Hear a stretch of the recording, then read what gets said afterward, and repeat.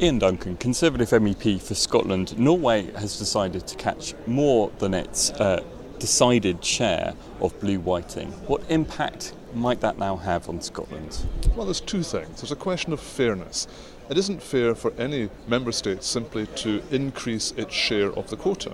And the second thing is this will have knock-on consequences for the sustainability of the stock.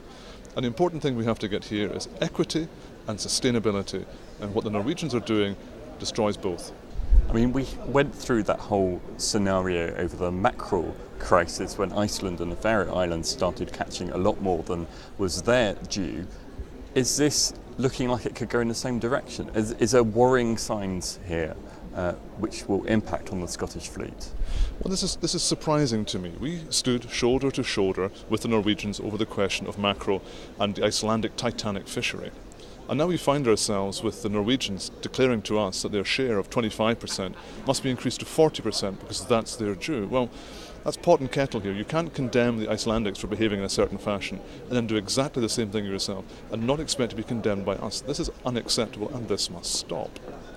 How important are these international agreements where the European Union, which of course includes Scotland, the UK and others, get round the table with Norway, Iceland and so forth? How important are those talks? And therefore, if yet another country is undermining those talks, how much of a concern is that?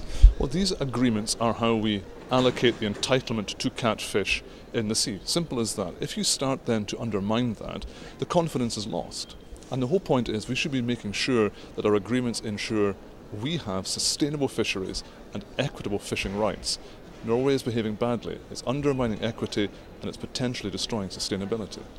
If it's undermining sustainability as well, does that mean that the Scottish fleet are going to ultimately have to start thinking about cutting back on how much they can catch, unless at risk of putting the stock at risk unless someone starts catching less if Norwegians are catching more? Well, this is what I put to the Commissioner, and I said, Commissioner Vella, you must now take action. It isn't enough to simply condemn and say, isn't it dreadful, isn't it awful? Get it sorted out. Scottish fishermen run the risk of suffering through a collapse in the fishery and simply a loss of entitlement. We have a European Union here who are meant to be acting. They would claim that they are the custodians of the sea. Well, show it. Get acting, get it sorted, get Norway to the table and say to them, unless you resolve this matter now, then the agreements with which you think you are entitled, they're off the table. The right to fish in our waters, that's off the table. Let's show the muscle that this European Union should have in fisheries negotiations.